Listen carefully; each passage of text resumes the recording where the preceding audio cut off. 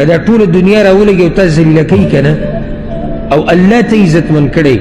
نو هېڅ پروا مه کوه ورب الکعبه که د ویښتو امر ذلت تاله څوک درکړي د یو ویښته امر ذلت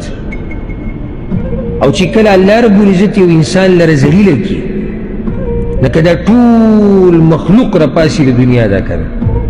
او دې سړي له عزت ورکول غواړي دې نه عزتمن کېږي دا عزتونه ورکول د الله کار دی د دې عزتونو اغستل د الله کار دی الله دې موږ له عزت د دنیا او د آخرت راکړي او الله دې موږ د دنیا او د آخرت د رسوایي او د ذلت نه وساتي